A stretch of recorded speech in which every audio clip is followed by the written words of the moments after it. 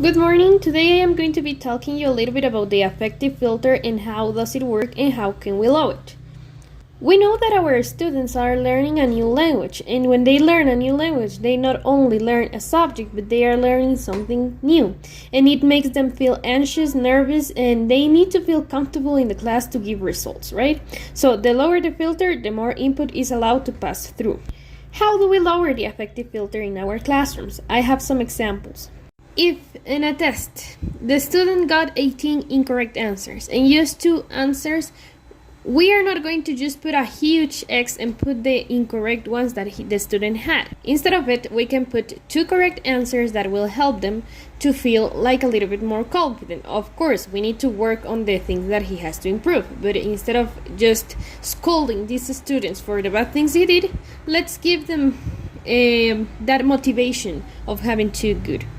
When we talk about mistakes, we correct them in private. We are not going to go in front of everyone and tell them, this student have these mistakes. Or when they confuse and you tell them, no, that is not correct, the student is going to feel embarrassed and this student is not going to talk anymore in the classroom.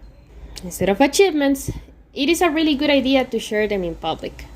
Something really usual to see is that teachers put names of misbehaving students on the whiteboard, and it's not something good because our students are going to feel as well embarrassed of being their names there, and instead of changing their attitude, some students kind of do this activity more than they did before. Instead of it, let's put the names of achievers, good citizens, like good students, responsible students on the whiteboard, and the rest of the class is going to see that they did something good and they would like to be on that wall.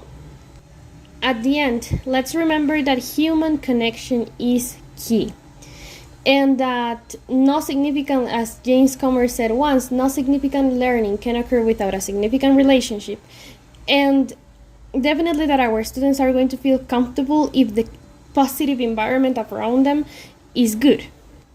Teaching and learning should bring joy, not anxiety, not feeling overwhelmed or feeling nervous about talking in front of their partners. They should feel comfortable in order to produce something good. And at the end, let's remember that, as Rita F. Ferguson said, this job is tough, but we can do it. We are educators and we were born to make a difference in our students' life, not to make them feel nervous or anxious or make them feel bad. So this was my presentation. Thank you very much for listening to me. This